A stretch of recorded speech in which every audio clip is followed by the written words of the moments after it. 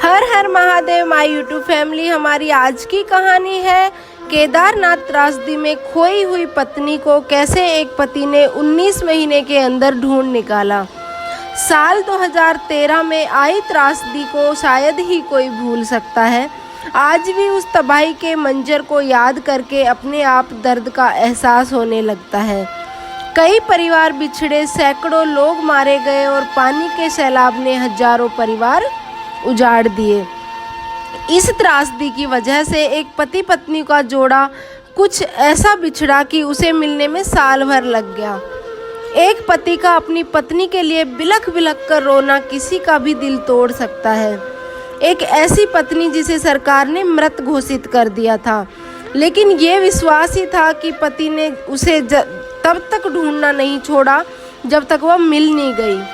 ये कहानी राजस्थान के पति पत्नी राकेश और रीना की है, जिनकी कहानी को जानकर लगता है कि भाव और प्रेम से बड़ी कोई ताकत नहीं होती।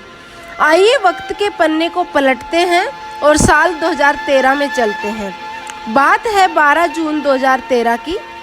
बाबा केदारनाथ के पट खुले थे और लाखों श्रद्धालु की तरह राकेश और रीना भी भगवान के दर्शन के लिए आए हुए थे। ये जोड़ा राजस्थान के अलवर जिले के तिजारा तहसील से आया था, लेकिन किसे क्या पता था कि इस समय जल सैलाब आएगा और इस तरह बेरहमी से निगल जाएगा। इस त्रासदी का शिकार ये जोड़ा भी हुआ। रीना बाढ़ में बह गई।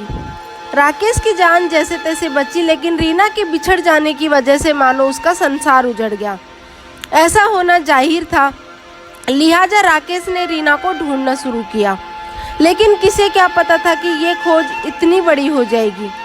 पहले तो अधिकारियों ने रीना के लापता होने की बात कही और कुछ समय बाद ही रीना को मृत घोषित कर दिया। यही नहीं, सरकार ने रीना के नाम पर राकेश को 9 लाख का मुआवजा भी दिया, लेकिन राकेश ने इसे लेने से मना कर दिया।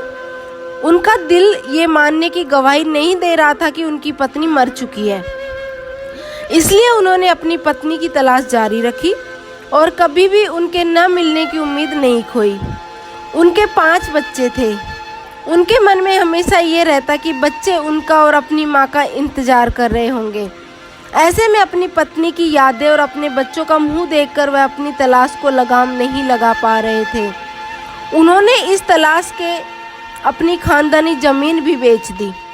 राकेश हर संभव मोहल्ले और गलियों में अपनी पत्नी की तलाश कर रहे थे। अपनी पत्नी की तलाश में पागल हुए इस पति को देखकर हर किसी का दिल पसीज जाता। उनको रोता देख हर किसी के दिल में आंसू आ जाते। यही वजह थी कि लोग राकेश को खाना, रहने की जगह और सबसे अहम सूचना भी दिया करते थे। जिस दिन उनकी पत्नी खोई थी, वह तब से अपने घर नहीं लौटे। वह लोगों के पास एक फ़ोटो लेकर जाते और अपनी पत्नी की खोज खबर होने की बात कहा करते। एक कहावत है कि भगवान के घर देर है अंधेर नहीं।